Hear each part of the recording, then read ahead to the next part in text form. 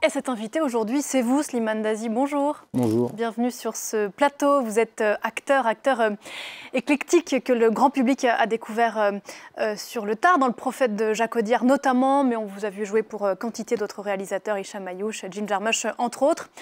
Et vous jouez dans la série Événements qui sera diffusée l'année prochaine sur la plateforme américaine Disney+, série qui s'appelle Ousekine.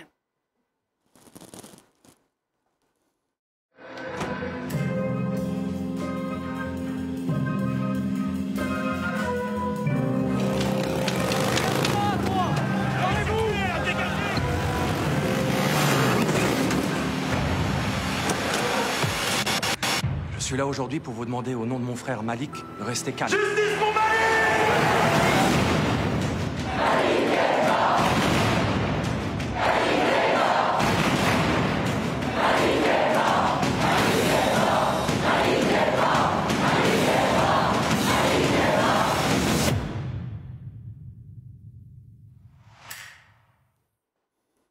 Mini-série sur la mort de Malik Ousekine le 6 décembre 1986 et le combat de sa famille pour obtenir justice.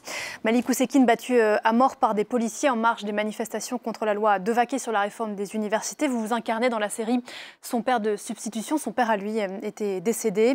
Vous aviez à peu près le même âge que lui en 1986. Slimane Dazi, qu'est-ce que cette histoire représente pour vous? Représente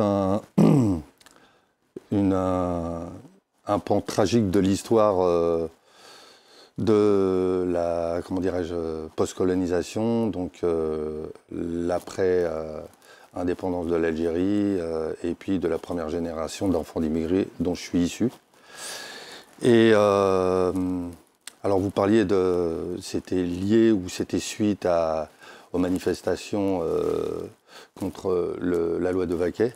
Il faut savoir que Malik Ousekine n'était pas du tout dans la manifestation. C'était en marche. Je ne vais pas raconter le film, mais voilà, il sortait d'un club de jazz et voilà, il rentrait tout simplement chez lui, quoi. Il rentrait chez lui, effectivement, et il est tombé sur des policiers, des voltigeurs. Sa mort a provoqué le retrait de la réforme, même si en réalité, ce qui lui arrivait à lui, il n'avait rien à voir. La démission du ministre, la nuit dite des barricades, plusieurs jours de manifestations. Il aura fallu 35 ans pour que cette histoire soit racontée. Elle n'avait jamais été montrée ni au cinéma, ni à la télévision. Comment est-ce que vous l'expliquez? Je l'explique... bon, tant mieux déjà qu'elle soit mise au grand jour, même 35 ans après.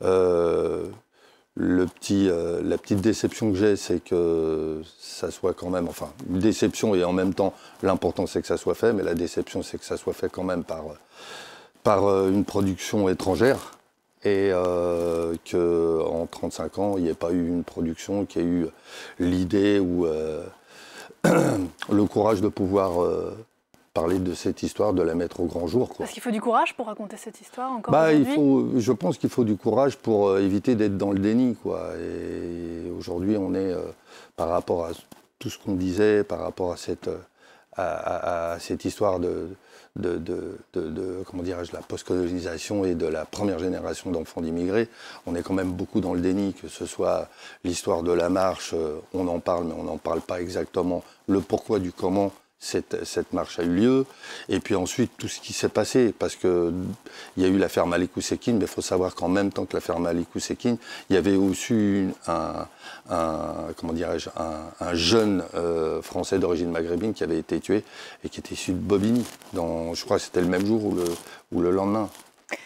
La production est américaine, vous le disiez, je crois que les co-scénaristes sont français, ils sont plusieurs, ainsi que le réalisateur, c'est ça, sauf erreur. Absolument, alors les réalisateurs, le réalisateur c'est Antoine Chevrolier, qui est scénariste aussi dessus, avec Faiz Aghen, avec... Julien Lilti, Cédric... Absolument, Edo. Cédric Edo, Lina Swalem, et voilà. Les deux voltigeurs qui ont été impliqués dans cette affaire ont été condamnés en 90 à 2 et 5 ans de prison, avec sursis. Emmanuel Macron, Slimane Dazi, avait choisi un 6 décembre pour se rendre pour la première fois en Algérie après son élection. C'était en 2017. Ouais. Lui qui continue, dit-il, de vouloir réconcilier les mémoires entre Français et Algériens sur la guerre qui s'est achevée en 62, mais sans repentance. Comment est-ce que vous regardez ça, vous? Moi, je parle de la réconciliation. Pour moi, la réconciliation, elle passe par le fait qu'on connaisse vraiment l'histoire et qu'on nous raconte l'histoire. Je dis ça parce que encore aujourd'hui, moi, je suis né en France en 1960, à Nanterre, donc en métropole, et je suis encore titulaire d'une carte de séjour. Donc il y a un vrai problème par rapport à comment dirais-je, à l'histoire entre la France et l'Algérie. Et voilà, parce que on est né français, on se retrouve avec les droits du sol, et sous prétexte que les parents n'ont pas gardé la nationalité française, on en est déchu. Donc c'est un peu... enfin, je veux dire, c'est quelque chose qui est d'une absurdité sans nom. Ça m'a fait écrire un livre qui s'appelle Indigène de la Voilà, vous l'avez rencontré en 2018. Pour ceux qui ne connaissent pas votre histoire, effectivement, vous êtes né en 1960, deux parents algériens.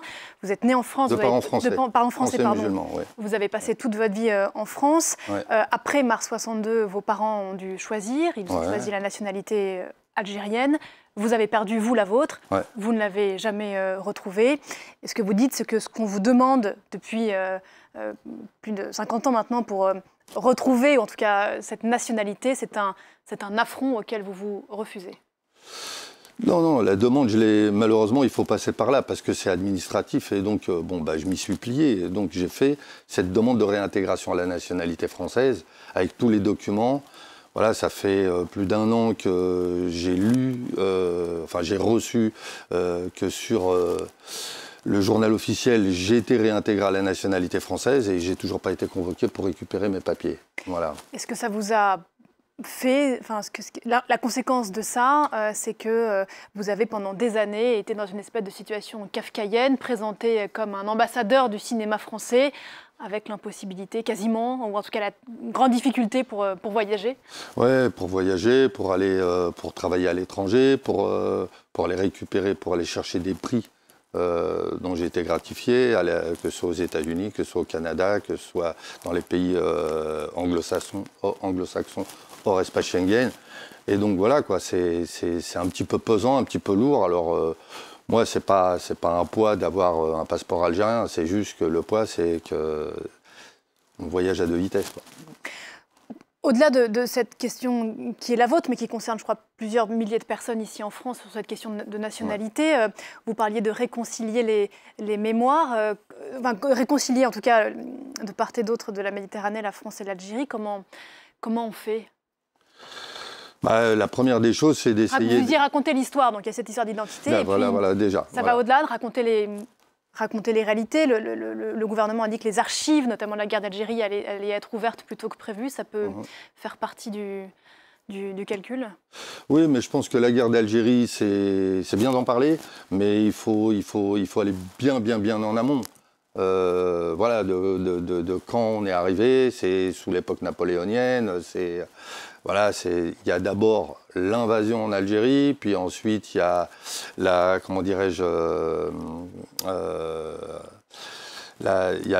l'expropriation des terres des autochtones algériens et par les Français. Et il y a tout ça à raconter. Comment ça s'est fait?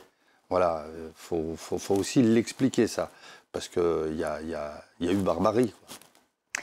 La conséquence de l'absence, en tout cas jusqu'ici, donc de votre récupération de nationalité française, c'est que vous n'avez pas pu voter aux élections, en tout cas aux élections présidentielles jusqu'ici, alors que vous êtes plutôt du genre engagé, Slimane Desi, et depuis quelques années avec une association que vous avez montée qui s'appelle Jean Debout. Je crois que vous allez à Metz juste après notre entretien. Vous qui dites avoir connu 36 métiers, 36 galères, vous consacrez une partie de votre temps à ceux qui vivent dans des enclaves à la fois sociales, géographiques et surtout politiques. Dites-nous. Oui, alors moi, le petit relais que j'essaie de faire, c'est juste d'essayer de transmettre de l'espoir, voilà, par le biais de mon parcours, par le biais de mon vécu. Et parce que malgré tout ce que je dis par rapport à la charge et au poids négatif qui pourrait nous freiner, en tout cas qui aurait pu me freiner, moi, ça m'a fait que avancer, ça m'a fait que donner envie d'aller encore, d'y aller. Et ça, je remercierai jamais assez les gens qui m'ont tendu la main pour me faire découvrir l'art et la culture. Et aujourd'hui, c'est un vrai devoir pour moi de rendre un petit peu ce que j'ai reçu et de le rendre là où il a du mal à arriver, il a du mal être redistribué ou à être développé, quoi. Voilà. Pour ceux qui ne connaissent pas trop votre parcours, vous êtes arrivé tard dans le cinéma, après avoir eu 1000 vies. Vous êtes arrivé dans le cinéma par la petite porte. Vous étiez ventouseur, c'est comme ça qu'on dit. Vous réserviez les places de parking pour les productions. Et aujourd'hui, vous êtes là où vous êtes. Qui se soucie aujourd'hui de ces territoires et de leur population, de ces territoires enclavés ? Qui se soucie? Alors, c'est beaucoup des associations, c'est des bénévoles, ce sont des gens, aussi, il faut le dire, hein, ce sont des gens qui viennent, qui sont issus de différents milieux sociaux. Hein, ce ne sont pas que des gens qui viennent du même sérail que ces gens qui sont dans ces enclaves. Et heureusement qu'il y en a encore aujourd'hui un petit peu avec qui on peut communiquer. Moi, j'ai la chance d'avoir pu faire une performance autour de mon livre au musée d'histoire d'immigration. J'ai rencontré des gens comme Frédéric Calins, comme Lucie Limbert-Wozniak, qui m'a donné la possibilité de pouvoir aujourd'hui avoir cette visibilité et de pouvoir faire des ponts pour apporter l'art et la culture par le biais aussi un petit peu d'un super, entre guillemets, administratif, quoi. Si vous récupérez vos papiers d'ici le mois d'avril prochain, vous irez peut-être voter pour la première fois de votre vie à une présidentielle française. Ouais. Quel événement, Slimane Dazi, qu'est-ce que cette campagne électorale vous inspire jusqu'ici? Ouais, j'ai répondu, quoi. C'est un peu compliqué, quoi. Je trouve que ce qui se passe aujourd'hui politiquement, c'est un petit peu compliqué. C'est ne serait-ce que le fait que... en fait, je dis c'est un peu compliqué, mais en même temps, on a un vrai acte de civisme à faire. Nous, quand je dis nous, c'est les artistes, les personnes qui ont une certaine visibilité publique. On a un vrai acte... un acte de civisme à faire, et je pense que mon premier acte politique à moi, c'est d'aller vers ces jeunes et de leur dire qu'ils soient en zone rurale, en zone urbaine, en milieu carcéral, partout où je vais faire ces ateliers, où je vais faire ces interventions, ces masterclass, que ce soit à court ou à long terme, c'est de leur dire vous avez entre les mains la possibilité de pouvoir faire changer les choses, mais vraiment, enfin, en tout cas de pouvoir donner votre point de vue, de pouvoir poser votre voix et de dire je ne suis pas d'accord ou je suis d'accord. Et il faut le faire, quoi. Il faut vraiment le faire. Ouais. Allez voter. Merci beaucoup, Slimane Dazi, d'être venu ce matin sur le plateau de Paris Direct. Donc, Oussekine, on a encore le temps de vous revenir, je crois qu'il sort dans plusieurs mois sur la plateforme américaine Disney+. Ce sera l'une des séries événements de l'année prochaine. Très belle fin d'année à vous. Merci. Je voulais juste rajouter un petit truc pour dire que Tom Medina, le film de Tony Gatliff, sera au César. Et donc, comme aujourd'hui les Césars, tout se passe par le biais d'Internet.